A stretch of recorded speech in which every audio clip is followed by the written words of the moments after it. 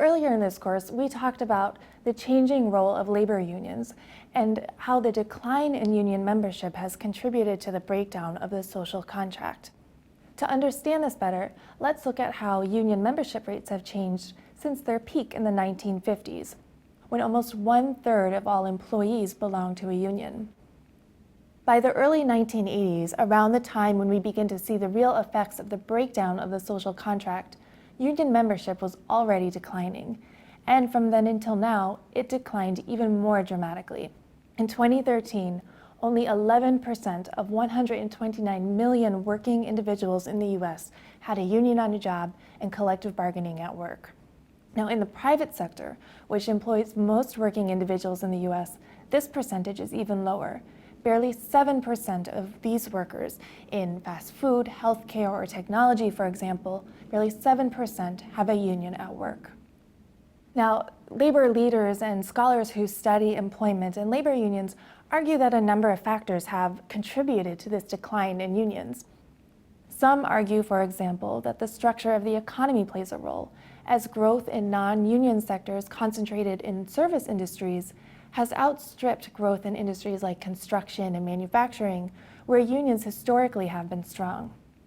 Others point to the increased difficulty of organizing new membership, and in particular to the legal obstacles that exist in implementing new agreements at work.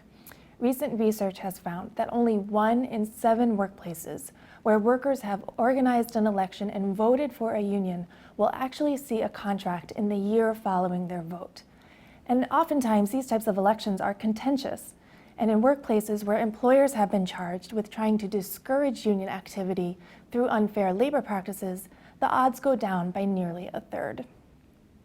In addition to these economic and legal challenges, labor leaders and scholars also point to increased anti-union activity, not only by employers, but increasingly by policymakers, as we've seen in states like Wisconsin and Indiana, who are rolling back workers' rights to organize in collective bargaining agreements.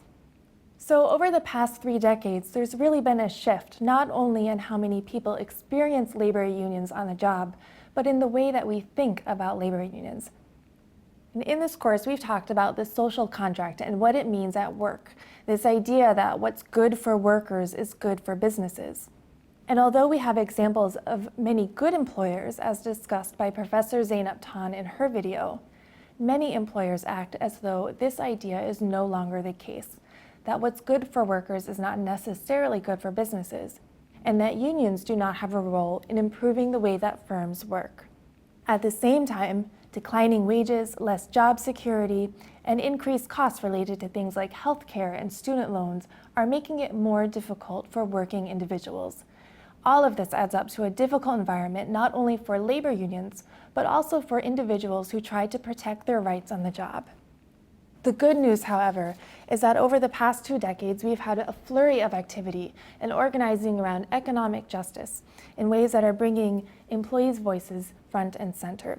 These include new strategies of labor unions to expand their membership and include more working people, the growth of worker centers and labor associations outside this realm, and the strengthening of employment policy through economic development. We've also seen a growing number of social movements that are highlighting the ways in which the social contract can be reestablished at work. In the next video, we'll talk about each of these in a bit more detail.